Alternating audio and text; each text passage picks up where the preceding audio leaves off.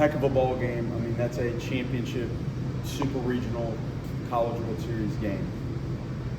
The defense in the game was exceptional. Grinding game, you know, Jamie, the pitch count climbed, but he started to find it. And that's the first time we started to see some swing and miss on basically everything, probably more fastball, slider than anything else. And he was laboring. Like it's stuffy out there, and those were a lot of pitches. Innings 1, 2, 3 settled down, and then we didn't really execute.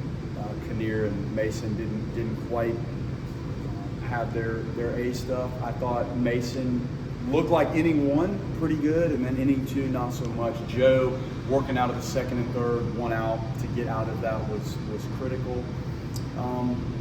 You can go around the horn, and the defense was good. Cal played a nice game at third base, and the at-bats are what we're used to seeing. I know we're halfway through the season, and I tell you that often, but you saw it tonight, and quite frankly, their right fielder made an unbelievable play. His line drive could have easily been the difference maker. Max, the catch in the top of the ninth, game-changing, and the swing and the base hit that won it, the quality of that swing against a good left-handed arm, just exceptional at bat. And I let him swing 3-0 early in the game because he thrives on that, and you get to that 2-0 count, and you could tell their guys were coming a little bit unglued with some command there late, and our fans probably attributed to that. But Max stayed on that ball, and Ty did a very nice job because with nobody out coaching third base, you're cautious to run into an out at the plate in that situation. I think Ty saw how that ball skipped and carried a little bit, and the left fielder went to the line and had to reach, and Ty made a great decision to end the game right there. The Marching Chiefs and the effort to take a Friday night from 8 to midnight, probably 7 to what's going to turn into midnight, and to perform like that. Can't say enough about David and what the Chiefs meant to this event and what they mean to the university and college athletics overall. Pretty cool to have them here. And Randy Burdett and our staff worked hard to create the right space for them and let them enjoy it. And they actually, David tells me they really enjoy that. I thought the fan interaction and the Knowles cheers the entire game was just really special, and I don't think this went on anywhere else in the country. I can almost guarantee you did with the band involvement. Just a fantastic game, and like last year when the band was here, you hope that you actually deliver the product that this environment warrants, and I couldn't be more proud of the effort of the guys. It was a tough, grinding game, and you can see why they're such a good team. That's very, very tough ball game, good game. You talked about having confidence in Max in left-on-left situations. Just what allows him to kind of stick in there and have success against left-handed pitchers? He's a fighter, and he just hangs in there, and he's on the plate a little bit. We talk about the spacing a lot. He doesn't back down. Like, he absolutely hangs in there, and he's just got a gift of that. And in righty-lefty, if you're going to hit in the middle of the lineup, quite frankly, you have to be able to handle right and left-handed arms, and you have to be able to handle fastballs and off-speed pitches. And we've seen him do that, and his splits are really good against lefties. And he fights. Like, you guys know that. You've seen him. He's a fighter. Like, he's ornery, and he wants to fight for every pitch and every swing and every play. And so it's fun to see him hone in and really almost appear better in that at-bat than we've seen him. We've seen some home runs. I'm talking about just the focus and the ability to stay on the pitch is beautiful. How hard is that to play to make it stay up right at you? Kind of over. It's tough. But you have to, when you see that kind of swing, if you turn and go, you're setting yourself up to be in position to make a really good catch. And you see good outfielders sometimes almost break. You see them break back and then sometimes have to come in. That's what good outfielders do. And if you watch all of our work in batting practice, we sequence things so those outfielders are out there for a lot of balls off the bat.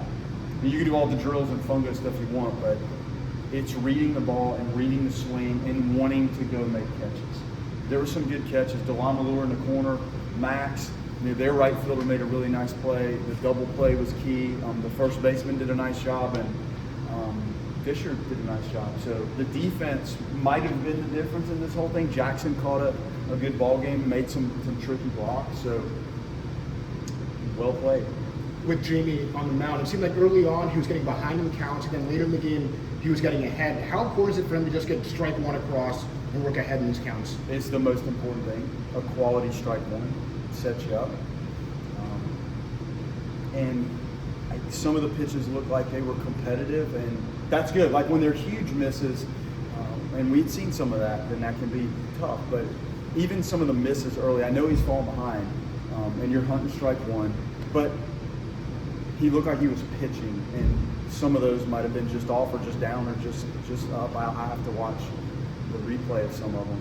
But strike one is key, and the poor guy, the pitch count, was sweating, and it's hard. Like that's a lot of work in a short period of time, and he emptied the tank and gave us that was 100 pitches, and we were not going to go way beyond and just let somebody extend past the point of maybe preparation, comfort, common sense.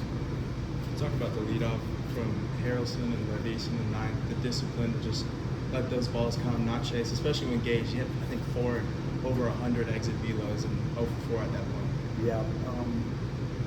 We've had a couple of these situations, and to see the guys look more focused, that's a great trait to see.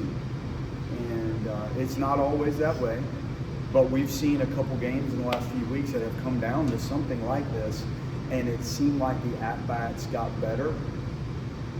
Ideally, you have that type of focus all of the time, but that is challenging.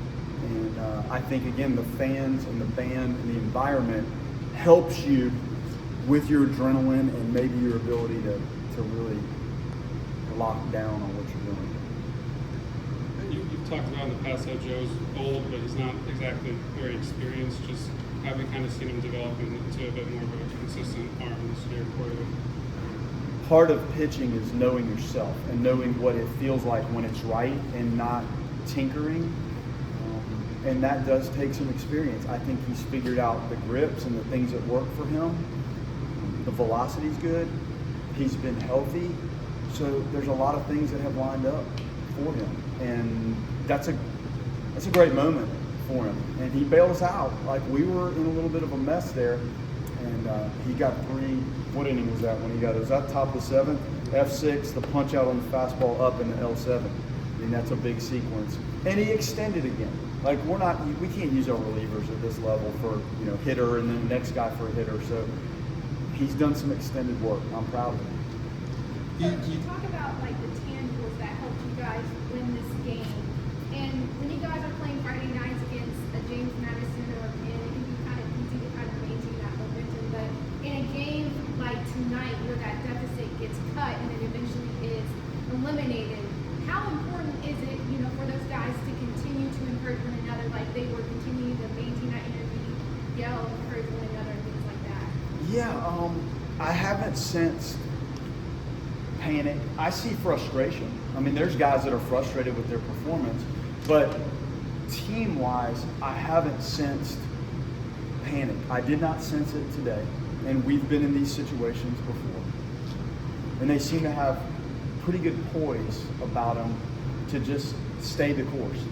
And next man up in the bullpen, we ran through it a little bit, and I think they have confidence, and the next guy coming in is going to be on it and will hold the lead or hold the tie game where it is. And eventually, you would think our hitters are going to figure out a way to score a run, and that's what happened. So it is a good trait that we have.